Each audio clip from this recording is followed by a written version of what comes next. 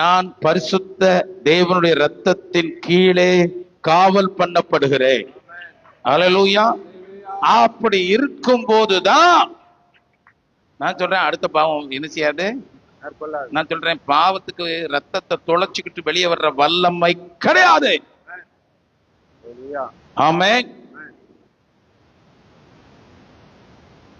இவர் என்ன செஞ்சிட்டாரு, அவருக்கு என்ன தெரிய போகுதுன்னு ஆட்டையை போட்டார்.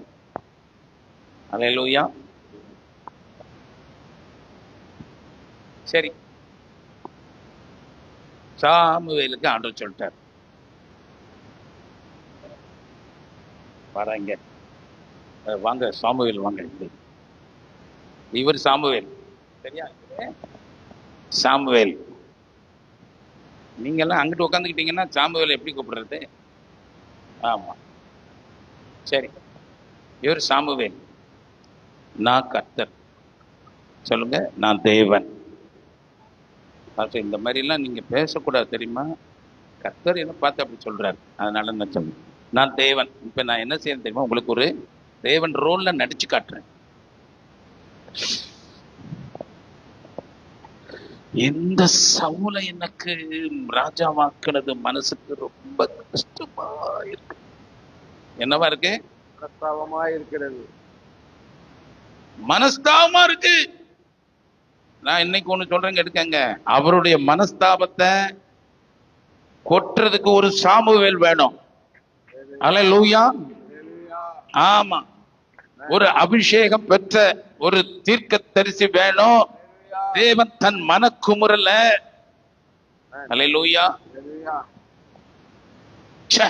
அன்னைக்கு மோசே இல்லாம போயிட்டான்.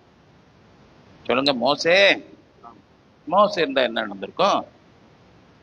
இந்த சாமுவேல் கேட்ட உடனே இவன் மனஸ்தாபப்பட்டு ராத்திரி பூரா ஒரே ஆளுங்க. செஞ்சவன் சவுலு, வருத்தப்பட்டது தேவன். அத சாமுவேல்கிட்ட சொல்ல அவன் துக்கித்து கொண்டே இருக்கான். அவனுடைய துக்கத்தை பார்த்த உடனே இவருக்கு என்ன ஆகி போச்சு? போதுப்பா, எந்த மட்டும் நீ துக்கித்து கொண்டு இருப்பாய், ஒண்ணு செய்ய. அல்லேலூயா. ஆமா, ஈசாயின் குமாரல்ல நான் ஒருவனை எனக்காக தெரிந்து கொண்டேன்.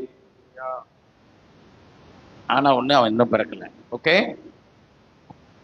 ஆமா, அவன் என் இருதயத்துக்கு ஏற்றவைகளை செய்வான். ஆமென். அப்ப அவர் கண்ணு தேடுது, என் இருதயத்துக்கு ஏற்றவைகளை செய்கிறவர்களை தேவன் தேடுகிறார்.